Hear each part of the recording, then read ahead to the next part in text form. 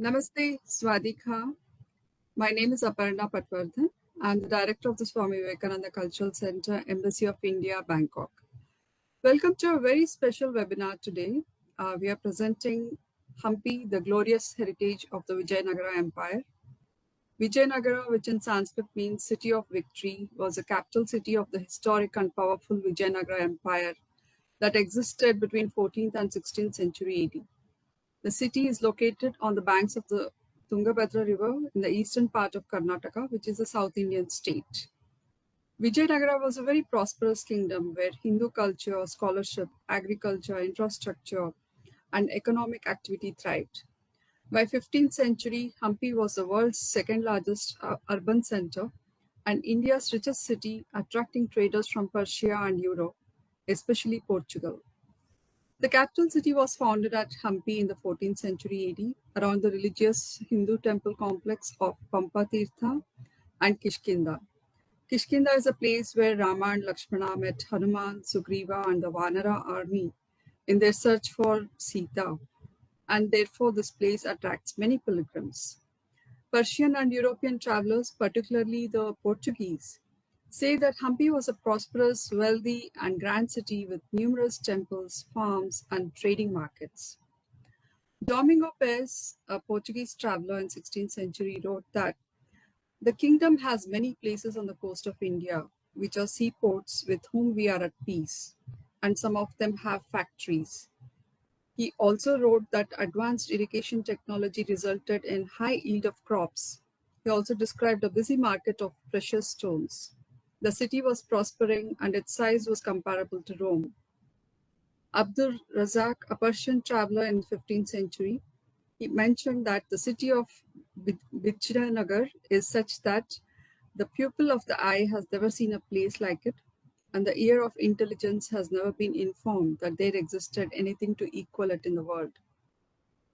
Hampi has been described by UNESCO as an austere, grandiose site of more than 1,600 surviving remains of the last great Hindu kingdom in South India. That includes forts, riverside features, royal and sacred complexes, temples, shrines, pillared halls, mandapas, memorial structures, water structures, and others. Hampi is also referred to as a group of monuments at Hampi, and it is a UNESCO World Heritage Site. Hampi continues to be an important religious center, housing the Virupaksha temple and various monuments belonging to the old city, such as the Vijayavichala temple, elephant stables, stone chariot, among many others, all of which dazzle with the brilliance of the art and architecture of the Vijayanagara Empire. Krishna Devaraya, the king of the Vijayanagara Empire, reigned over most of South India in the 16th century. He was an excellent administrator, an able statesman, and a great general.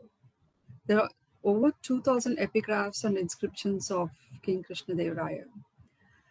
Krishna Devaraya took active steps to promote agriculture by building dams and irrigation canals. He set up a system of provincial government. He encouraged foreign trade. Right across the river Tungabhadra from Hampi is Anegundi, which was a seat of culture and tradition.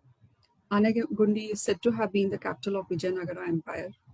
Today at Anegundi stands the 250-year-old mansion named Hire Diwan, which is built in the image of the original palace of the Vijayanagara kingdom.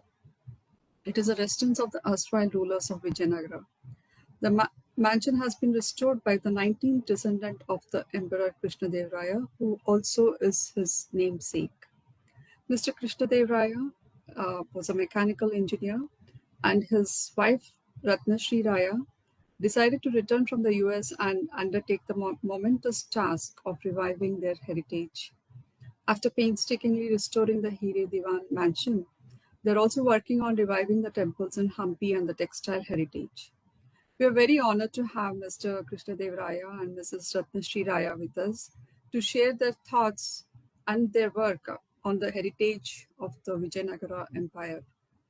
We also have with us Dr. Saran Suebsantiwongse, who has an MA in Sanskrit Studies, and interestingly, Dr. Saran has a PhD on the topic Samraj Lakshmi Pichika, a hybrid Nibandha from Vijayanagara. Dr. Saran is an associate professor in the Faculty of Music and a visiting lecturer in the Faculty of Archaeology at Silpakorn University. He is Deputy General Manager at the Royal Bangkok Symphony Orchestra and a freelance editor and art director at River Books. Dr. Saran will moderate this talk and also share details about the Samraj Lakshmi Pitika, on which his PhD thesis was based on. He will also translate the talk to Thai. A very warm welcome, Mr. Krishna Devaraya, Mrs. Ratnashri Raya, and Dr. Saran. Dr. Saran, I invite you to please continue the conversation with Mr. Krishna Devaraya. Yes, Sawadee Krap. Good evening. Namaskara to you all. Yes, thank you for inviting me, Aparnaji, and I'm really glad to be here, and I feel very honored to be a part of this talk and to really welcome Shri Krishna Devaraya sir to this talk. And I will try my best to moderate this talk and to also translate most of it, if I can, into Thai. Yes, if possible. So first, I just tell you a little bit about myself before going on to talk to Krishna Devaraya sir. As Aparnaji has already mentioned, that I'm a instructor and professor at Silpakorn University. And recently, I just completed my PhD just a year ago from the University of Cambridge in England. And I work on a Sanskrit text called Samraj Lakshmi Pitika. At first, I didn't know what this text was all about. It's just a senior scholar has told me that this text have been translated for a long time, since published into a book form in Sanskrit in modern Devanagari script since 1952, but nobody has really studied this text. So I just say, okay, let me take up a challenge and study this work. So after I started looking at this text and doing some preliminary research on this text, I sort of had a hypothesis that this text must have belonged to Vijayanagara milieu, or the realm of Vijayanagara, because of different factors. There's so many factors, but the main factor that I dated this text to be from the Vijayanagara empire is the chapters on the Navaratri festivals.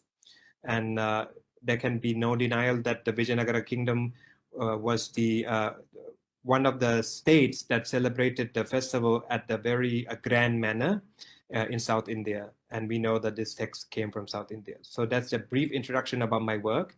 And for having worked with this text, of course, and having linked it to Vijayanagara, then I became very versed in the Vijayanagara history. So I visited Hampi actually many times, even before I was becoming interested in Sanskrit as a young boy. I traveled all over India since when I was a teenager, from Kashmir to Kanyakumari, and Hampi was one of the destinations back then as well. And I was when I first visited Hampi, I was awestruck. I was just a young boy traveling in India for the first time, and I was awestruck, and it actually became an inspiration to my later travels in India, which must have been over 200 times now, up until now. So yes, and then so having studied this Samraj Lakshmi Pitika, I even had to study more into the history of Vijayanagara, and became very interested into both history, architecture, and art history of Vijayanagara.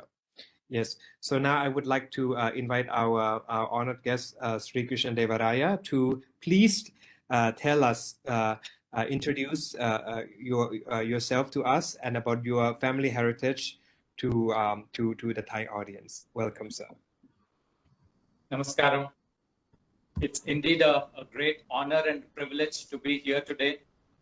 I am here today for what my ancestors have done 500 years ago. Well, to start with, my name is also Krishna Devaraya, and I have done my BE mechanical. I'm a mechanical engineer, and I worked for a few years in the US. From 2002 to 2008, I was in the US. And I came back to India in 2008 when my father passed away. So after coming back from US, I have decided to dedicate my life for the restoration, for the preservation of our culture. So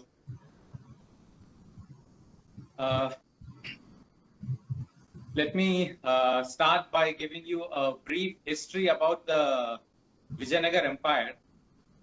The foundation of Vijayanagara Empire was an epoch-making event in the history of Bharata. It held sway over large parts of southern Bharat from coast to coast, covering the present-day Karnataka, Andhra Pradesh, Telangana, Tamil Nadu, Goa, Kerala, and Orissa. It was founded at a time when everything that a Hindu loved and venerated was on the verge of total annihilation. It represented the cause and fought for it and contributed to a rich religious and cultural legacy. Vijayanagara Empire was established by Harihara and Bukkaraya with the blessings of their guru, Sri Vidyaranya Swamiji, in the year 1336.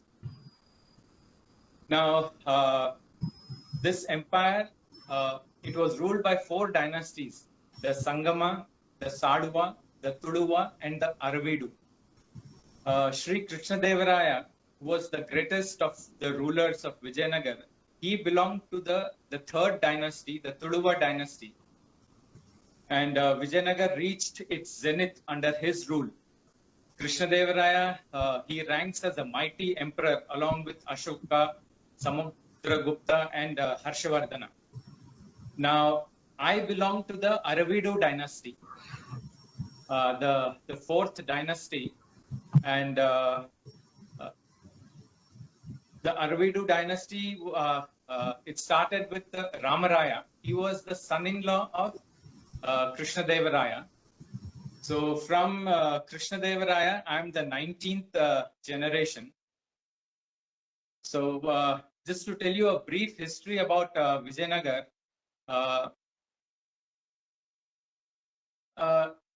the empire started from 1336, and in 1565 there was a battle between the Bahmani Sultan. There were 5 different Muslim rulers who joined together and fought a battle with the Vijayanagara army in the year 1565. That was when Hampi was destroyed. But a lot of people say that Vijayanagara Empire was completely destroyed in 1565. It is not the case. The capital shifted from Hampi to Penagunda after the Battle of the Talikota. So in Penagunda, Venkatapati Raya, he started to conquer back whatever was lost. Venkatapati Raya was Ramaraya's brother, Tirumala Raya's son. And he came to the throne in the year 1584. From 1584 to 1614, he ruled for about 30 years, and with the blessings of his guru, Sri Lakshmi Kumar Tatacharya, he regained most of the territory that was lost. And slowly, after he passed away, Vijayanagara Empire started to decline. And probably in the year 1645, it came to a total stop. So our family, we moved from Hampi, we moved to Penagunda. From Penagunda, we moved to Chandragiri, which is near Tirupati. And from Chandragiri to Vellore, and then finally we came back and settled here in Anagundi. สวัสดีครับท่านผู้ชมผมอาจารย์สรัญ สืบสันติวงศ์นะครับผมการที่ผมมาสนใจประวัติศาสตร์ของวิชัยนครในวิจารณากราเนี่ยเพราะว่าผมเนี่ยได้ทำปริญญาเอกนะ PhD ที่ประเทศอังกฤษนะครับเกี่ยวกับสามราชลักษมีปิฎกซึ่งเป็นคัมภีร์นะครับที่เกี่ยวกับระบบการปกครองของกษัตริย์อินเดียในวิชัยนครวิจารณากรานะครับคราวนี้เนี่ยเนื่องจากผมได้ศึกษาคัมภีร์สามราชลักษมีปิฎกเนี่ยที่เกี่ยวกับการปกครองของกษัตริย์เนี่ยทำให้ผมได้มีความคุ้นเคยกับประวัติศาสตร์ของวิชัยนครนะครับแล้วหลังจากนั้นเนี่ยผมก็ทำการวิจัยเกี่ยวกับวิชัยนครมาตลอดนะครับคราวนี้แขกผู้มีเกียรติของเราเนี่ยท่านกฤษณเดวรายะเนี่ยนะฮะก็คือว่าเป็นเรียกได้ว่าเป็นผู้นะฮะผู้เขาเรียกว่าอะไรเป็นกษัตริย์องค์ปัจจุบันนะของราชวงศ์วิชัยนครซึ่งผู้หลงเหลืออยู่นะเป็นผู้สืบ สืบตระกูลนะฮะสืบสายเลือดมาจากกษัตริย์วิชัยนครนะฮะท่านกฤษณเดวรายะเนี่ยก็คือเป็นสืบตระกูลมาเป็นรุ่นที่19นะครับจากกษัตริย์วิชัยนครซึ่งมีอยู่ด้วยกัน3ราชวงศ์แรกนะฮะก็คือว่าถูกก่อตั้งขึ้นในศตวรรษคริสตศักราชคศ13ในคศที่13นะครับโดยราชวงศ์นะฮะสังกามะนะฮะสังกามะคือเป็นราชวงศ์แรกๆนะฮะแล้วสังกามะเนี่ยก็มีซาลาวะแล้วก็ตุลาวะใช่ไหมแล้วก็มาอาราบีดูนะครับมี4ราชวงศ์ด้วยกันนะครับแล้วก็ท่านกฤษณเดวรายะเนี่ยก็เป็นผู้สืบสายเลือดมาจากราชวงศ์อาราบีดูโดยจากนะเป็นสะใภ้ของกษัตริย์กฤษณเดวรายะนะฮะซึ่งมีนามว่าอาลียรามารายะนะครับท่านก็คือเป็นผู้สืบสายในรุ่นที่19นะครับ Okay, sir, I've translated into Thai, so now we may continue. Thank you. I did it very quickly. I hope it was not too fast. So yes, so thank you very much for your concise introduction to your family lineage. So I wanted to ask. So you said that your family moved, from Vijayanagara, from Hampi to Penukonda, then Chandragiri, then Vellore. So what propelled your family to really move back to Anegunde? It must have been the 18th century or 19th century that your family have moved back?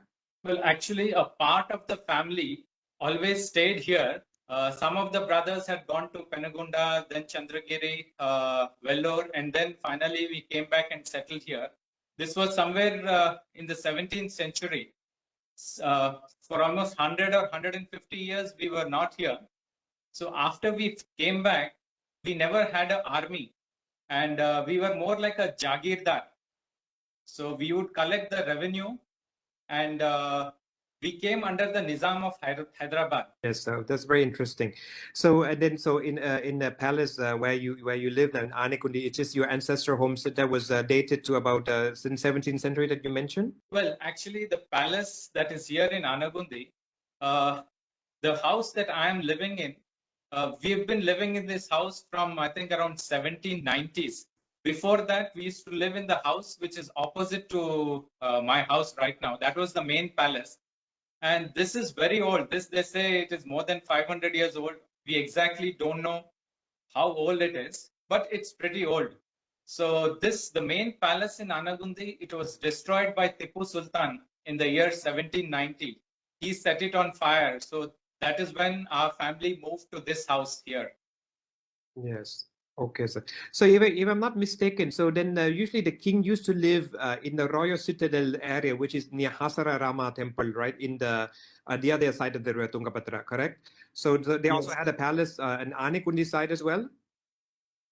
Well, Harihara and Bukta, when they built Hampi, they were here in Anegundi, and from here, for 10 years, they built Hampi and then moved to the main palace over there in Hampi. So the temple that you mentioned, Hazara Rama. So Hazara Rama temple is at the center of the city that was built. For us, Rama has been the very soul of Sanatana Dharma civilization in this nation for eons. And whichever sampradaya we belong to, the ideal Rajya has always been Ram Rajya, and the ideal ruler is Rama. So the Vijayanagara kings, they wanted to create a Ram Rajya here. So that is why they built a Rama temple at the center of the city, and they tried to rule the way Rama had ruled. So very nice. Yes. So actually, just to tell our audience a little bit that although Rama, it's really the let's say the deity, let's say the deity or the figure that the kings of all India, of all dynasty, try to follow the footstep of as a lord that lead the people, the subject to the dharma.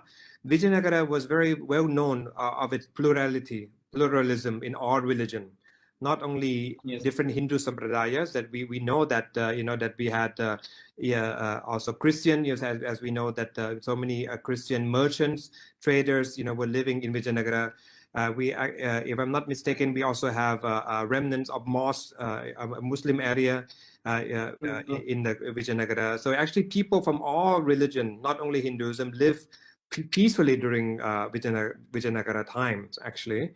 And in terms of Hinduism, that not only we have a temple for Ramas, of course, we have temple devoted to all deities of all Sampradaya. As Aparnaji mentioned, now the main temple that survived today and inactive today is Virupaksha temple, which is a temple dedicated to Shiva. And we also have Narasimha temple, also one of the that houses the monolithic, huge, gigantic Narasimha statue. We also have a Vittala temple dedicated to Shiva. Actually, if you know, the Vittala actually the form of Krishna that really propitiated a lot in Maharashtra. Right from the 12th century and so on, and Vijayanagara king also embraced the form of Krishna and built a temple for him here. And we also have different temples dedicated to also Devis. And actually, if Krishna Devaraya, when we talked a few days back, I was very surprised that he mentioned that recently there was an excavation, and they have unearthed Yantra. Yantra is a geometric diagram engraved on a copper, normally on a copper sheet or a stone. They unearthed a copper sheet, and it was identified as Samraj Lakshmi Yantra of course, in a temple that dedicated to Mahalakshmi, the goddess of wealth. But Samraj Lakshmi is just not like any ordinary Lakshmi. Samraj Lakshmi Devi is really the goddess that that bestows Samraja or sovereignty to kings or to whoever propitiate her. So for me, that it was extremely a meaningful gesture for me to really hear about this new, because it's really verified that my work on Vijayanagara, that I connect Samraj Lakshmi Pitika and the goddess Samraj Lakshmi to Vijayanagara has been corroborated to be correct. So so that was great. So I'm gonna translate into Thai first, and I come back to this discovery. So ท่าน Krishna Devaraya นะฮะบอกว่าในที่ฮัมปีเนี่ยมีวัดนะฮะที่สร้างขึ้นเพื่อที่จะบูชาเทพเจ้าหลายๆนิกายนะครับในฮัมปีไม่ว่าจะเป็นพระลักษมีพระวิษณุพระนรสิงห์หรือนรสิมหานะครับพระกฤษณะนะครับแล้วท่านเนี่ยล่าสุดเนี่ยได้ค้นพบนะครับได้ขุดพบสามราชลักษมียันตรานะฮะยันตราก็คือเป็นแผ่นยันเนี่ยนะซึ่งทำให้ผมเนี่ยในฐานะผู้วิจัยคัมภีร์สามราชลักษมีเนี่ยเขาเรียกว่าคอนเฟิร์มนะฮะทฤษฎีของผมว่าสามราชลักษมีปีติกาเนี่ยก็คือว่ามีต้นตอมาจากกรุงวิชัยนครนะครับ So sir, please tell us a little bit, just very quickly, about this discovery of Samraj Lakshmi Yantra that I'm so thrilled to hear about. How did it happen, and where is this temple, and how did it come about? Okay, about 6 to 8 months back, there's one temple here in Anagundi. It is called Pampa Sarovar. It's a Lakshmi temple. So there, restoration work was being carried out. So while doing the restoration work, now Pampa Sarovar, this is a very, very important pilgrim center for us Indians. There are totally 5 main Sarovaras in India, and Pampa Sarovar is one of them. The others are Manas Sarovar, Pushkar, Bindu Sarovar, and there's one more in Gujarat. So these are the main Sarovars, and during Ramayana time, Shabari, she waited for Lord Ram, Sri Ram, she waited for him over here. So this is a very important place. Right next to it is the Anjanadri Parvat, where Hanuman was born. So now when the restoration work was going on, when they took out the Murti, they found this yantra over there. So I had gone to see the yantra, and on that it is clearly mentioned on both sides. We have this yantra, and on it was written Samrajya Lakshmi. So this was pretty interesting, and they say Vidyaranya, he did the sthapana of this yantra over here. So it was for the protection of Hindu Dharma, so that Sanatan Dharma, actually, like you mentioned just now, the empire, the Vijayanagara Empire was founded to protect the Sanatana Dharma. The underlying principle in protecting was not only Hindu religion, but also to protect all sects, faiths, and to provide freedom of religious worship, which is the essence of Hinduism. Yes, that's excellent.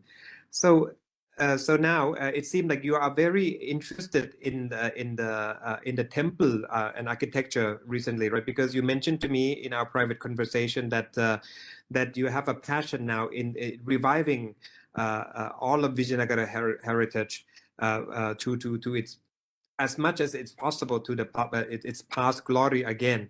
And one of them, Yes. one of your major goals is really to revive the different temple practice that may have happened in Vijayanagara to be continued again. Is that right? Could you tell us about this? Yes, we believe that when a temple is constructed, when our ancestors, they constructed that temple, they did it very scientifically. There was a reason why they constructed, and the location they chose, everything, it was scientifically, there was a reason for it. So, and one more thing, when the temple was constructed, the Jeernodhara, whatever the pujas they did, the manifestation of God was there. Now, most of the temples have been destroyed. The murtis are not there. It's just that the murti is not there, but then the vibrations, the presence of the God is still there. That is what we believe, and that is what I believe. So I feel that we have to revive, we have to restore back all the temples and reinstall the murtis there. So why the Vijayanagara kings were so famous, or why they are remembered, is even during the Vijayanagara time, if you read about the Madurai temple and all, or the Somnath temple, there were so many temples which have been destroyed. The Vijayanagara kings, they did the Jeernodhara to most of the temples that were destroyed, and they made sure that the Nitya Puja continued. So that is why the kings are remembered. And me coming from this family, it is but that I have to follow on the same footsteps. So I also want to revive and restore all the pujas that were happening here. And I want to do it the right way, take the permissions from the government. I don't want to just go and without proper permission, I don't want to do anything.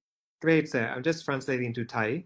So ท่าน Krishna Devaraya นะฮะก็คือว่ามีความหวังนะครับที่จะถ้าใครเคยไปฮัมปีเนี่ยนะฮะที่วัดทั้งหลายเนี่ยทั้งหมดเนี่ยเป็นซากปรักหักพังไปหมดแล้วและไม่มีการทำพิธีบูชาในวัดเหล่านั้นเลยนะครับเพราะว่าความเชื่อของฮินดูอากามาเนี่ยบอกว่าถ้าวัดเนี่ยถูกพังทลายไปหรือว่ารูปปั้นเนี่ยหักเนี่ยเราไม่สามารถที่จะพูดง่ายว่าไม่สามารถบูชาได้แล้วเพราะว่าความศักดิ์สิทธิ์นั้นหายไปแล้วนะฮะแต่ท่านกฤษณเดวารายะเชื่อว่าความศักดิ์สิทธิ์นั้นเนี่ยไม่ได้หายไปไหนนะความศักดิ์สิทธิ์ของเทพเจ้าทั้งหลายของเทพทั้งหลายยังอยู่นะท่านก็มีความหวังว่าจะนำพิธีบูชาเนี่ยกลับมาที่วัดต่างๆในวิชัยนครอีก Yes, sir. So I'm just going to continue where you left off. So now, since you mentioned that you would like to revive different pujas, at all the temples, which is really great. I'm very happy to hear that.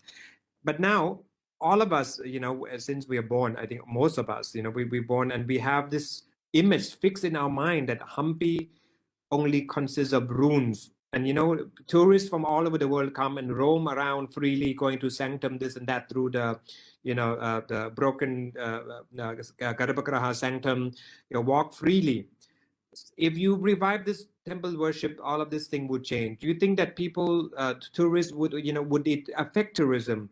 Would it be a task that possible to repaint and to re-envisage the image of Hampi if we continue or we revive different worships in these monuments again? What do you think? I'm not saying that we have to redo the whole of Hampi. To start with, we can start with the Hazara Rama temple, which is almost 90% intact. So all we need is a murti there. And then once the murti is installed and Nitya Puja starts, people start living there, then I think we can take much better care of the monuments and all. And Hampi is right now people come to Hampi as a tourist destination. But for me, Hampi is a Punya Kshetra. It's a pilgrim center. This is also the place where this is called Kishkinda. So Sri Rama and Lakshmana, they have come here. Rama did his Chaturmas in Malyavanta. So there is a lot of significance to all this place. And we can show this as a pilgrim center, give the right information to the people. There are a lot of tourist places. We can develop this as a pilgrim center. And I feel more people will come here. And once they come and they have the darshan here, I think it will be good for everybody. We can start off with one temple, see how it goes, and then slowly we can start with the next temple. Yes, great. So now talking about, I would like to talk about the people, living in Hampi. Like when I remember every time I've gone to Hampi, the people that live in actual in the surrounding itself are quite, it's not so crowded around there. Do you think that people living in the area, especially Kannada people in the area, do they feel proud about their culture? Do you feel the need to really also educate the local people to really appreciate their culture more? What do you think the case is? Well, here the people, of course, they are proud of this place, but yes, we do need to educate them. Once we feel proud about this place, then we start to take ownership of this area. So I feel we have to educate the people. And Hampi just does not belong to one community. It belongs to the world. Yes. So if we show the right direction, I think people will take it in a positive way and they will protect it in a much better way. Yes, into Thai. So ท่าน Krishna Devaraya นะครับก็อยากที่จะนะครับให้การศึกษากับคนรุ่นใหม่นะครับและคนอินเดียที่อยู่ในพื้นที่นั้นในฮัมปีนะครับให้รู้สึกว่ามีแรงบันดาลใจและมีความภูมิใจภาคภูมิใจกับสถาบันที่ตนเองมีอยู่นะครับแล้วก็โบราณสถานที่ตัวเองมีอยู่นะครับบางทีเนี่ยคนก็ไม่เข้าใจแล้วก็เดินทางไปทำงานที่ในต่างจังหวัดมากขึ้นนะฮะในเมืองใหญ่ๆเมืองหลวงใหญ่ๆนั้นท่านก็มีมีแนวคิดว่าที่จะให้การศึกษากับคนในarea นั้นนะครับให้มีความภาคภูมิใจและความสนใจในวัฒนธรรมตนเองอีกนะครับ Yes. So now I would like to talk a little bit about that. You also mentioned to me that in terms of education, right? So beside the temple project that you would like to embark on, do you have any other educational project that you would like to empower the people in an area and so on? Well, yes, that I think my wife, she would be talking to you about that because it is her area of interest. She loves education and also women empowerment. So my wife, Ratnashri, will be talking to you about that. Yes. So would you like to invite her to give a talk about her ideas now of women empowerment? Yeah, just 1 second. I'll just call her. Yeah. So just translate to Thai as we wait for Mrs. Krishna Devaraya. So ท่านนาย Krishna Devaraya นะก็คือว่ามีแนวคิดที่จะให้การศึกษากับคนนะโดยเฉพาะผู้หญิงในพื้นที่นะครับว่าจะทำยังไงในการที่จะให้มีความรู้สึกภาคภูมิใจนะสิ่งที่Mrs. Krishna Devaraya ทำเนี่ยก็คือว่าต้องการนะครับสร้างงานสร้างงานให้กับผู้หญิงในพื้นที่โดยการทำเย็บปักถักร้อยทำสารีมาขายนะซึ่งเดี๋ยวเราก็จะมาถามว่าทำสารีในของวิชัยนครในฮัมปี้เนี่ยคือทำกันยังไงและมีความแตกต่างระหว่างสารีที่ไม่ว่าจะเป็นในแคว้นอื่นที่การชีปุรัมหรือว่าบานารัสสารีหรือว่าอะไรก็ตามเนี่ยไม่เหมือนกันยังไงแต่ละพื้นที่ว่ามีความสารีแตกต่างกันไง I'm just giving the introduction about the sarees, the different type of important and famous sarees in India as we say the famous sarees are Kanchipuram sarees, you know, with the silk jewelry, gold jewelry and so on, different patterns. We also have the Banaras sarees, right? It's totally different North India style. We also have, I think, Mysore sarees, if I'm not mistaken, also famous. And beside all those silk sarees, I think we also have, I think Aparnaji would know more than me. They were also beside those silk, and we also have cotton ones. Welcome, ma'am. Good evening. Namaste. Very good Namaste. evening. Yes, welcome, ma'am. Yes, welcome. Thank you. Yes. So now Mr. Krishna Devaraya sir was just saying that, you know, you are passionate about empowering women in the area, especially in Hampi area, Anekundi area. May I ask, how are you doing that? How are you planning to do that? It's been like quite interesting. When I moved here 2 years back, when I started living here in Anagundi, and there was a very vast difference in comparison to where I've been staying, like be it in US, Hospet, and then again moving here to Anagundi. When I saw the women here, they were very passionate about what they were doing, be it the banana fiber thing, or be it the cooking, or or even the small things like mirror work, what they were doing. And women here are very, very talented. So when I came and observed, and I felt that this has to be taken to another level, and they had to be given more exposure. So that was one part of it. And the other part was how is it that we can empower these women? So we started out with another team with whom we were, getting together like-minded people. And over a period of time, somehow the government also was looking to come up with a design studio in Karnataka. So then we pitched in for that, and we came up with this handloom design center, which has been given to us, Anagundi Foundation, along with Vimo Foundation, headed by Pavitra. So we together collaborated with the textile government of India, government of Karnataka Textile Ministry, and all three of us, we decided we should do this together. And very recently, they said that they wanted to set up the design studio in North Karnataka. So that is when Anagundi came into picture. And given the thing that Anjanadri, at the foothills of Anjanadri, this design studio will be set up. Great, ma'am. Thank you. Please tell us a little bit about the sarees in your area, because to be honest, I've traveled all over India. I never heard of Anekundi sarees. What are the salient characteristics of Anekundi saree, if I can say that? Well, Anagundi sarees in particular, if you have to say, then Anagundi is in Koppal district. And here we have a place called Vijayanagara. So wherein the handloom sarees are very famous. Another sad part is most of the handlooms are now being replaced by power looms. So I happened to visit the looms, the manufacturing centers of the sarees. So most of them have been replaced by power looms. So Bhagyanagar sarees, be it Ilkal sarees, and you can also have something like a khana, which is very, very popular in this part of Karnataka.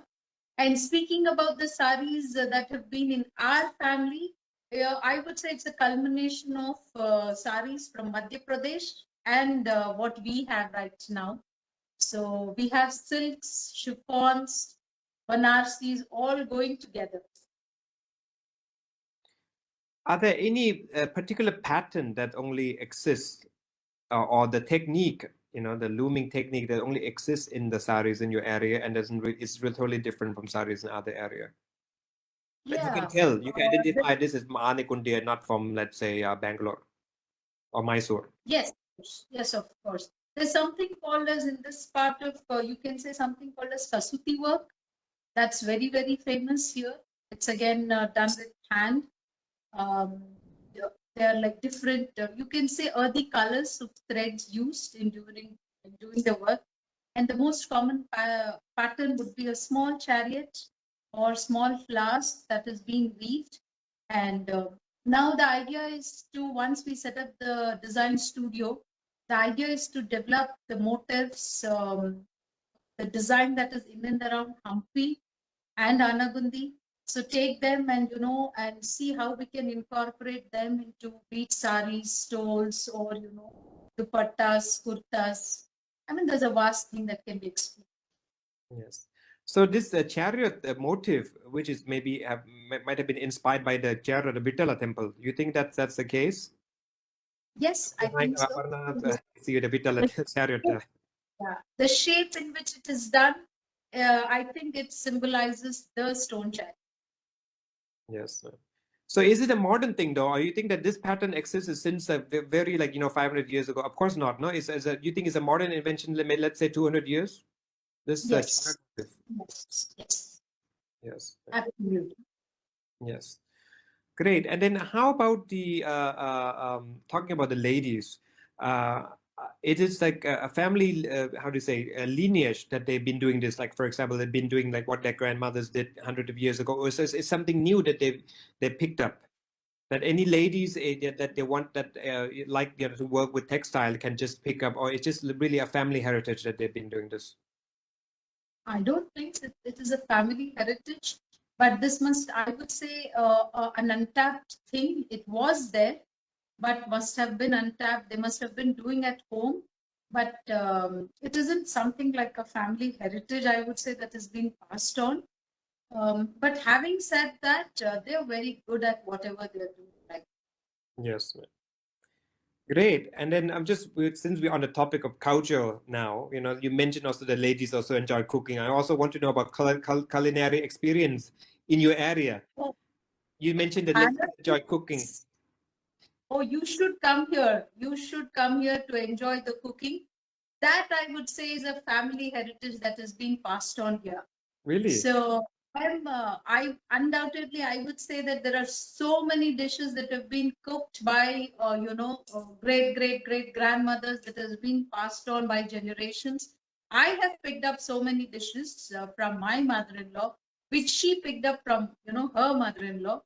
The food here is the cuisine is like amazing. It's like a spread of north and when you say north, Madhya Pradesh, then there is Andhra, then there is own Anagundi dishes here.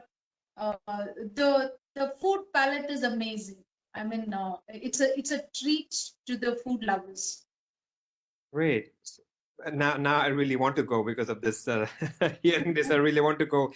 So basically, it's not just sambar, rasam, and majika, curd, and this. No, it's much more than that. Correct? No, not at all. There is something called, which is made out with moong, where when it's like properly, it's soaked, the moong is grinded, whole moong. Then small, balls that have been like sun-dried, all of them stored in the boxes, of which curries are made. Then you make a dal with it. And there is amazing banana flour curry.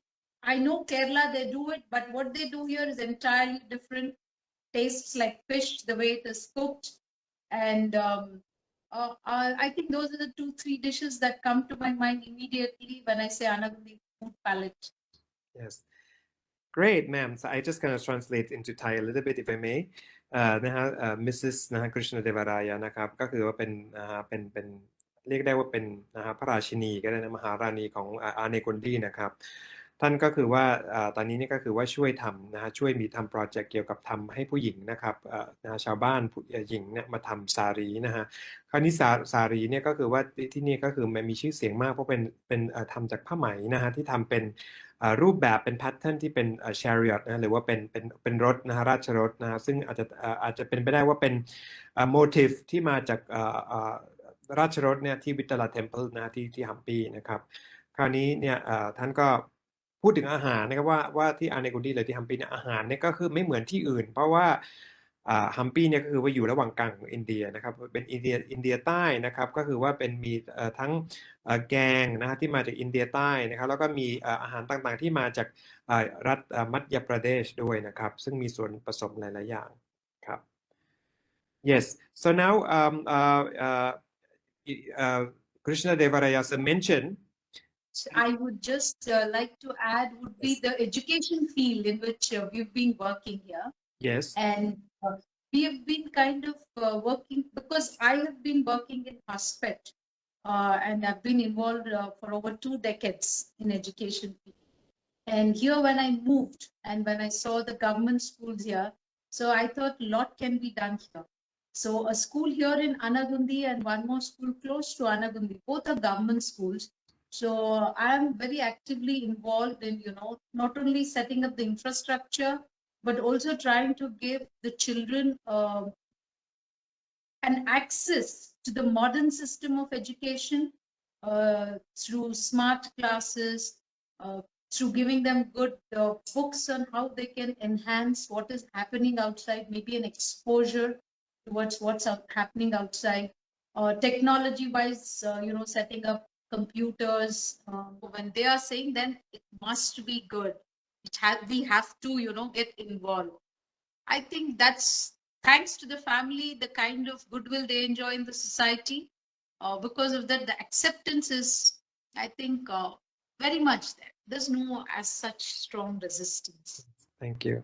And this is a question for both of you. That was tourism greatly affected during COVID? I mean, was Hampi really again became deserted totally during COVID time? Yes, absolutely. I think tourism was very much hampered. The tourists were not coming in, and there were a lot of people who were displaced, and there was unemployment also created during that time. And it was, yes, all the guides were affected, people who were dependent, the restaurants, people related to the tourism industry in Hampi and Anagundi. Yes, pretty much they were all affected. Yes, great, thank you. Now I would like to really talk a bit about the house, because about your house, the palace, because I have read, I've done some research on the house, and it's actually it's a grand project on its own. About the house that your family really took the effort of reviving it in a very particular way, to it pass glory. Was it a lot of work? How many years did it take? And how who did you use? Which architect did you use to do this? And what were the challenges in doing this? This entire project, I think my husband would be a better person to explain to you, because in the construction part, he was involved right from the beginning.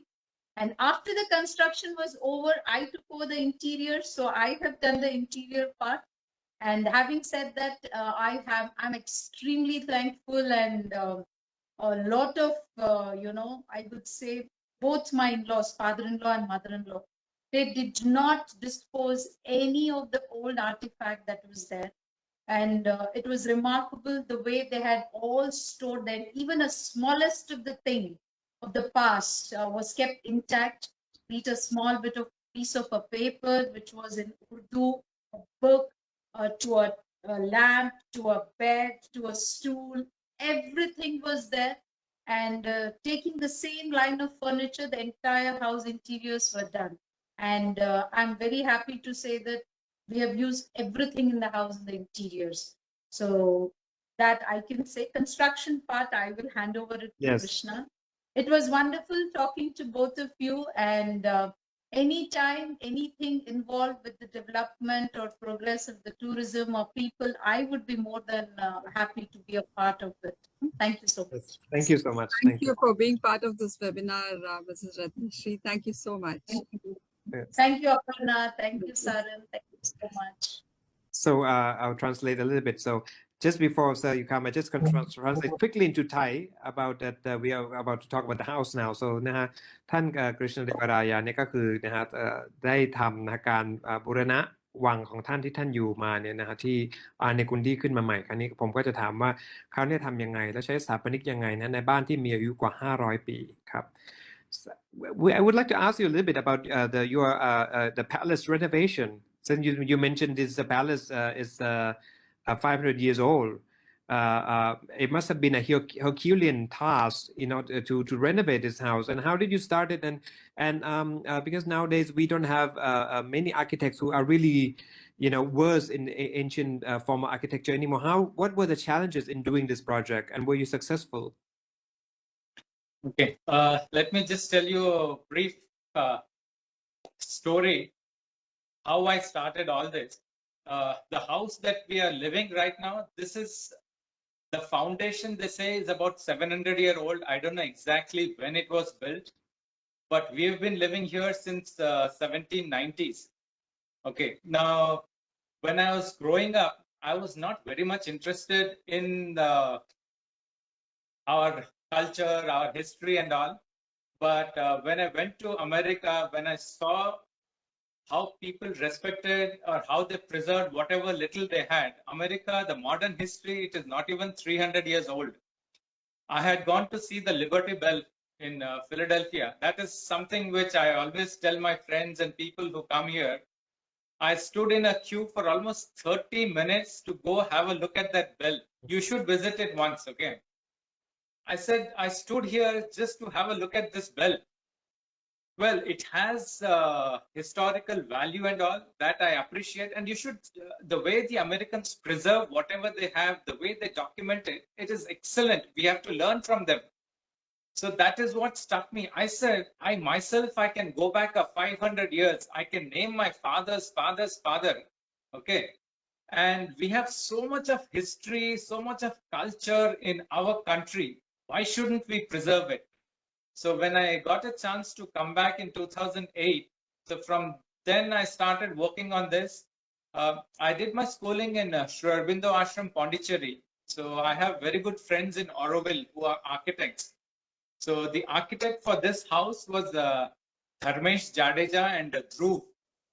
So they were the main architects. So they came here in 2008 and we went over the main palace, which is opposite to my house, that and this house. Both we decided, like we tried to do the drawings and see what can be done. So my initial thing was I wanted to do this house. This was for my personal use. My next project would be the main palace, which is opposite to my house. So getting the right contractor, it took me almost 2 years. Finally, I got a contractor from Mumbai. His name is Nilesh Thakkar. So they restore all old buildings. So this house was built in lime mortar. There was no cement used in this. So I was very particular when I started this work. I wanted to do it the way our forefathers had done it.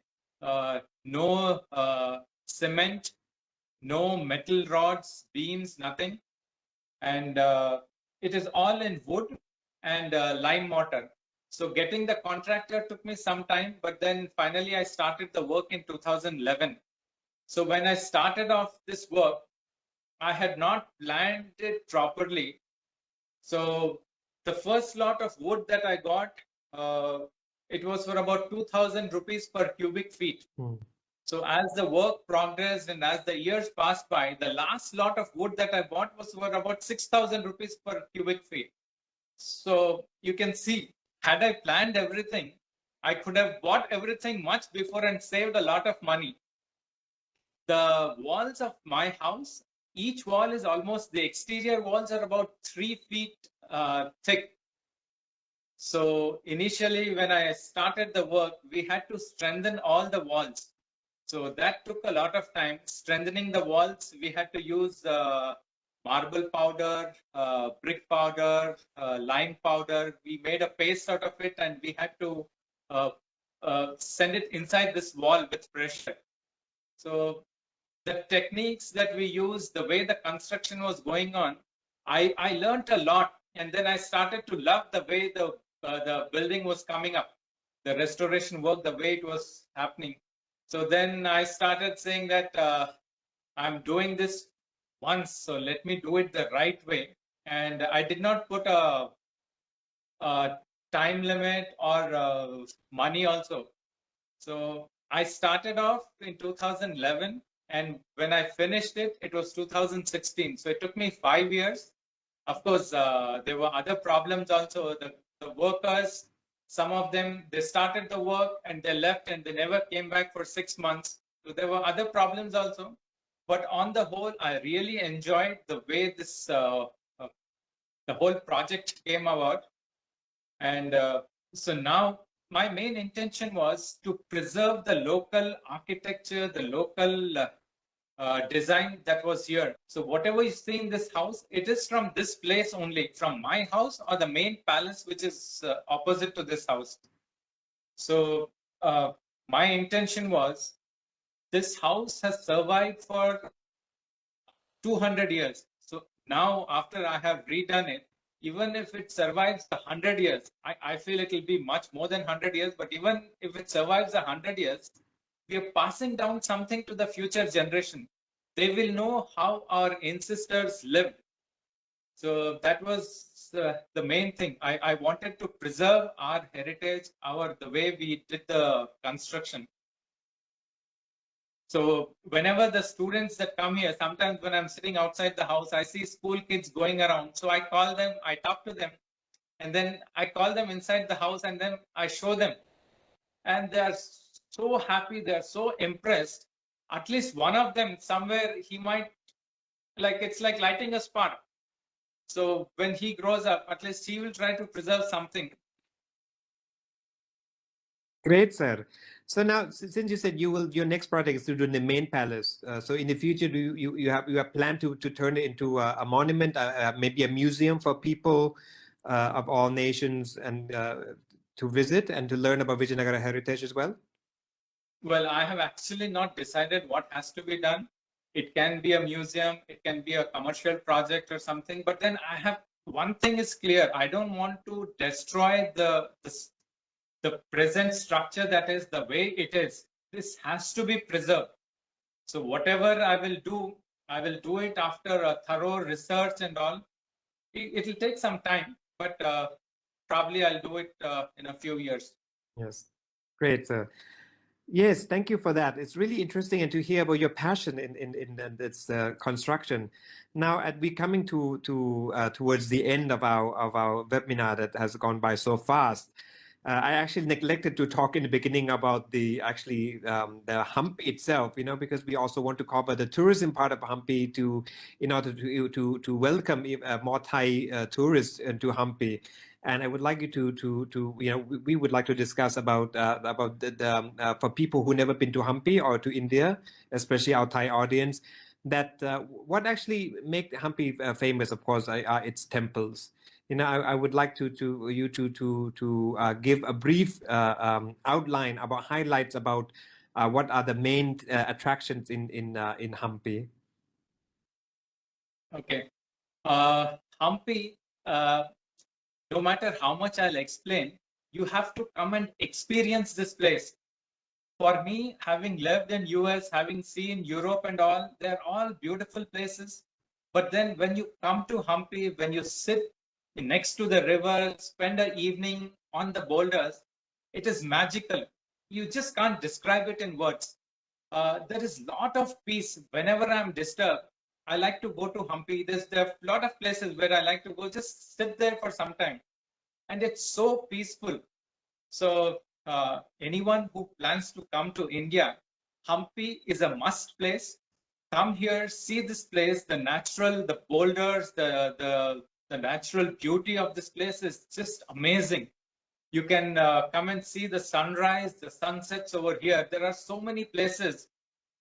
It's just magical, I'll tell you. There are a lot of temples here. The main temple in Hampi is the Virupaksha temple. When you come here, don't come here to see it as a tourist place. Hampi can be seen in a lot of different, ways. You can see Hampi as a pilgrim center.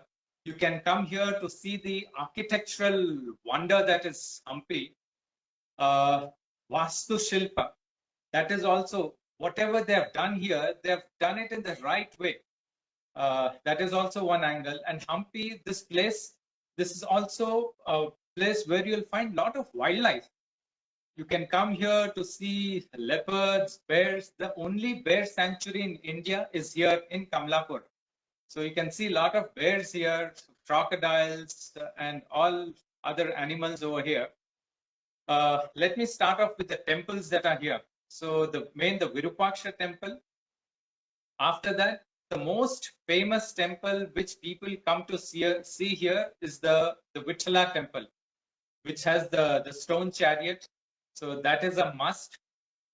What I would recommend is from the Vithala to the Virupaksha temple, if you go by walk, it is hardly 1.5 to 2 kilometers.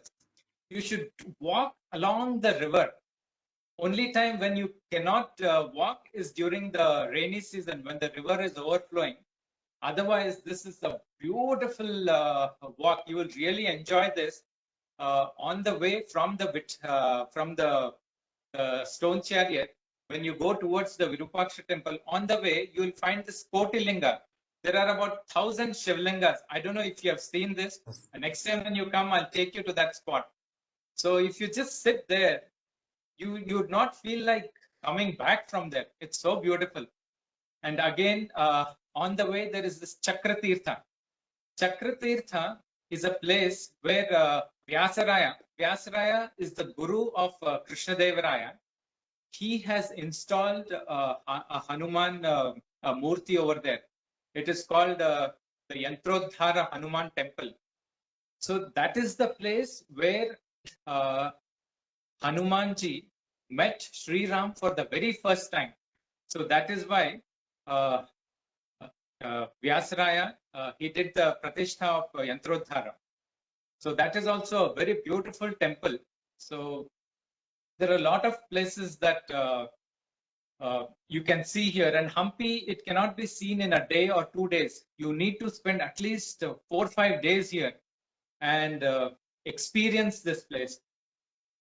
And of course, if anybody comes here, you can always come and meet me. I would be willing to help you see this place in a better way.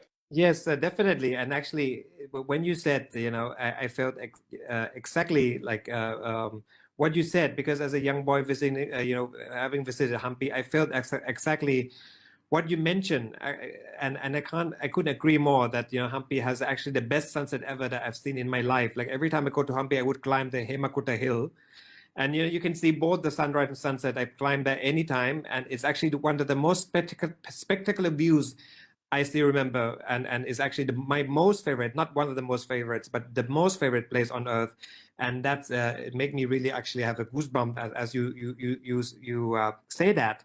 And yes, although Hampi seems very large, but with these shortcuts like from Vitala to Virupaksha, it takes actually it's not that long. If you know all these shortcuts and secret spots in Hampi as a young boy, I used to roam around all these places, and actually yes, I saw the 1,000 linga, Sahasra linga on the bank of Tungabhadra, and this Yantrodhara Hanuman temple, which is actually an active temple, correct?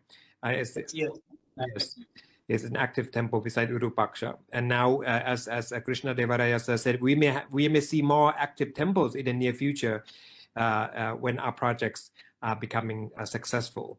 So now we're at the end of our webinar, and I would like to really thank Krishna Devaraya sir for being our honored guest. It's really nice to have you with us, and really to really share your heritage and your passion, and to tell us about Hampi, which is really one of the world's greatest wonders.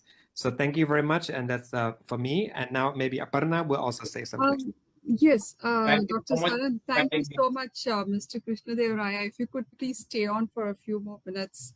I would like to request Dr. Saran one thing is to translate Mr. Krishna Devaraya's last part about the monuments and about his description of the river and how everybody finds it such a beautiful spot to be at. And also, if we could then move on to your PhD thesis on Samraj Lakshmi Pitika, a little bit about that. That would be wonderful. Okay. Yes, sorry, I was so excited and so moved that I forgot the translation. And then thank you. I'll translate a little bit to get our Thai audience a bit more excited, and share the same excitement which I had as a young boy and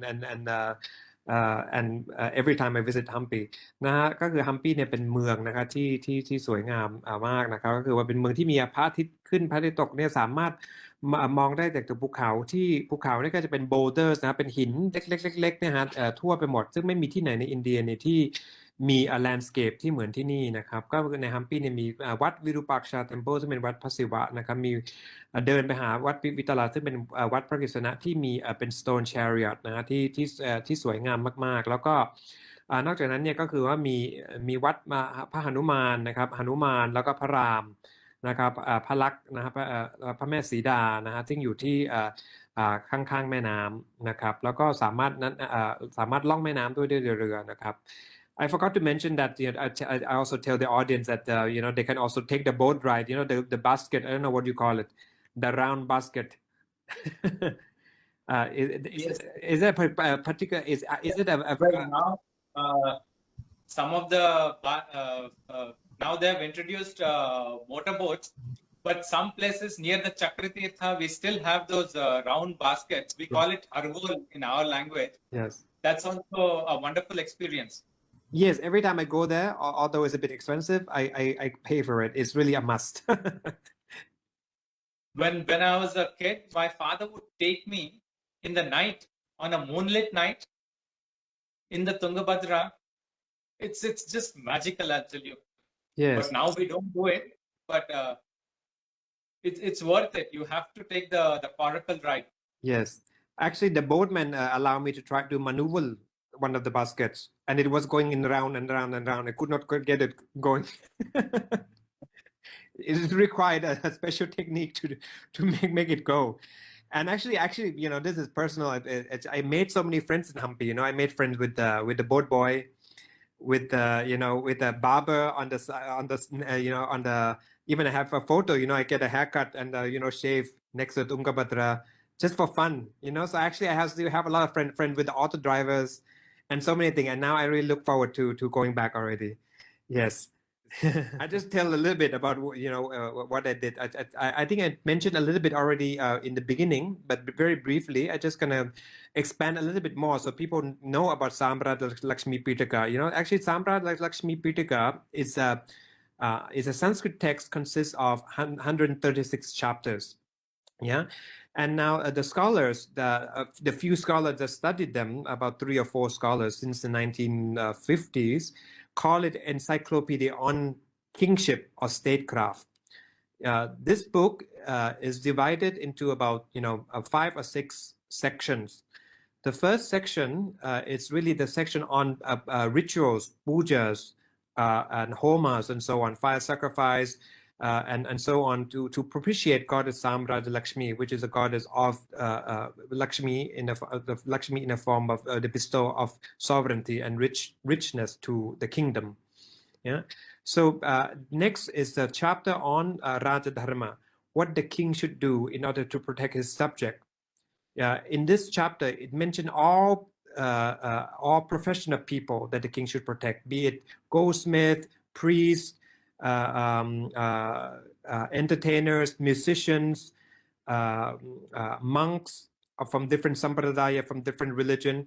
And this kind of description is actually matched the description of the eyewitness, of the Portuguese eyewitness, Domingo Pace, and the Persian eyewitness, Abdul Razak, the Italian and the Russian visitors that recorded about Vijayanagara. And this is one of the reasons why I hypothesize that this text belonged to the Vijayanagara, because of this section. The next section is about, actually, it tells about the private life of the king. When he wakes up, what should he do? He should brush his teeth. He should listen to the Ramayana. He should meditate, with the deity in his heart. And then what he should eat. And then, like, for example, after dinner, he should walk about, 10 steps by listening to the short Ramayana, the food that he should eat, about the palace, about how he could, about, what the palace looked like, actually. Actually, the Devarayas may be interested because it actually explain different quarters in the palace, what it comprised of. Yeah. And about his private life in general. And how he should, who he should consult, like his ministers and so on. This is the third section. The fourth section is really on about the utsavas, the festivals that the king should celebrate in order to make the people happy and to propitiate different deities for them to bless the kingdom. So all the festivals are mentioned, like the Rama Navami to celebrate the victory of Rama in this April-May month. The Navaratri, which is mentioned, really give a vivid description on Navaratri.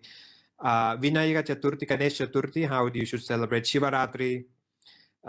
It also gives the myth associated with Virupaksha. You know how the stories behind the Shiva as Virupaksha, and if you pray to Virupaksha on Shivaratri by offering bilva and so on, you will gain moksha. So all of these stories, mythologies associated with different deities also mentioned in this text. Then the next section now becoming about statecraft. The statecraft is actually consists of the Gaja Shastra, the characteristic of the elephant that the king should use, that you should use this type of elephant for the war. And you should keep this type of elephant in stable, and so on. That different marks on the horses, Ashva Shastra, this type of horses are good for what type of wars, and what type of horses are good for work, and so on, for farming and so on. All of these things are there. Then there will be also description about weapons. There are 33 weapons mentioned in the Samraj Lakshmi Pitaka. Different bows, different knife, different swords, different mushala, the Hanuman hold, the mace, and all of this weapon should be worshipped on the Dasara, on Vijayadashami.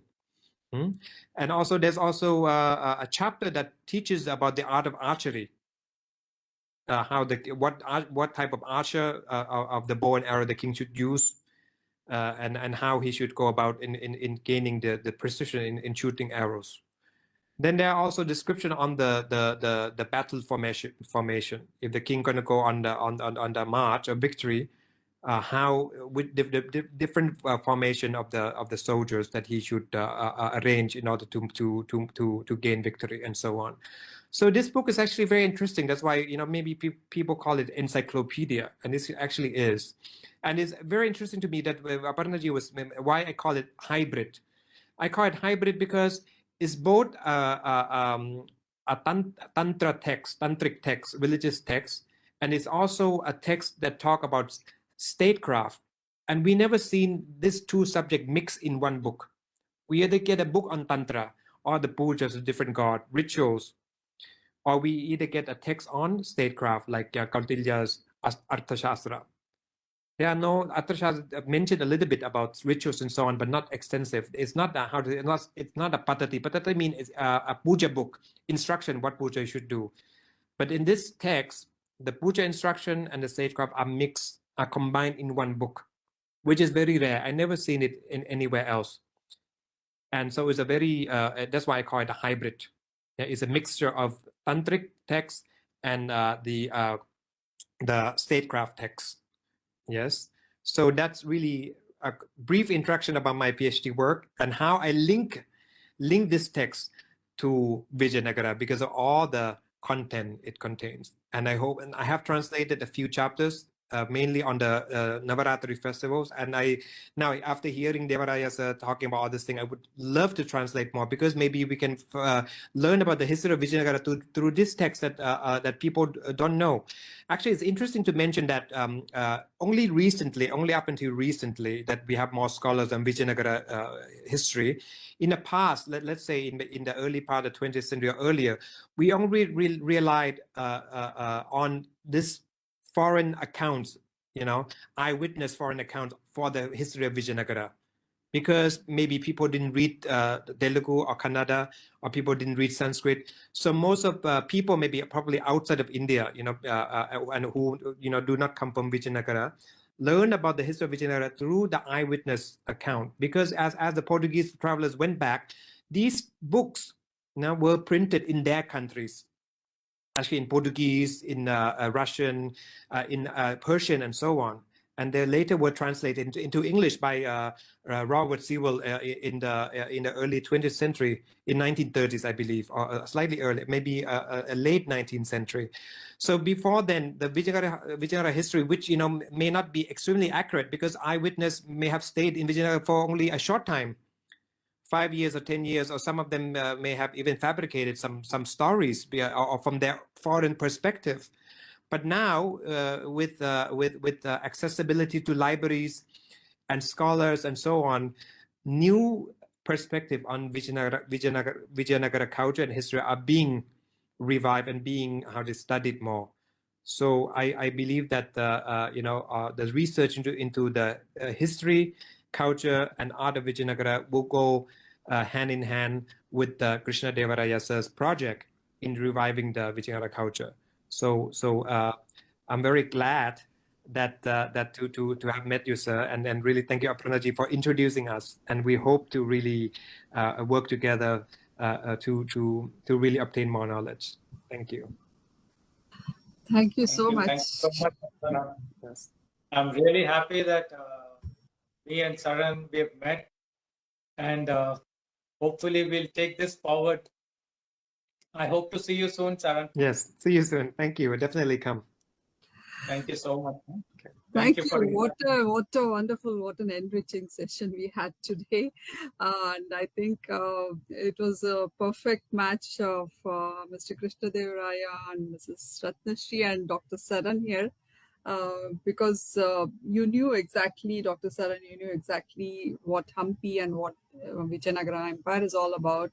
And it was such a pleasure having you, Mr. Krishna Devaraya and Mrs. Ratnashri, and having you describe the Vijayanagara Empire, the history of the Vijayanagara Empire, and also the monuments there, and how it is on the banks of the river Tungabhadra, and also for taking us on the journey of how you restored your ancestral palace, and how you're working on new projects of reviving temples and reviving the heritage of the Vijayanagara kingdom itself, and especially the textile heritage that you're working on.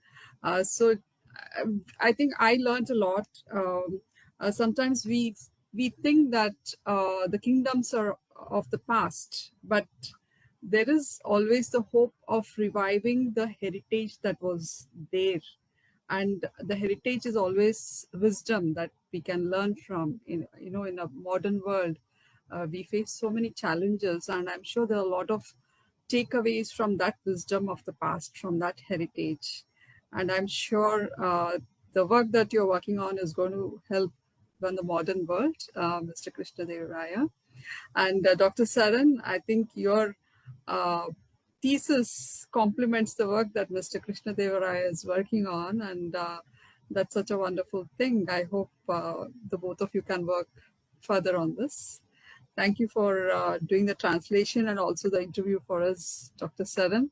Yes. Such a pleasure having all the three of you on this program. Thank you very much. Yes, thank you. Thank you. Good evening. Thank you. Thank you.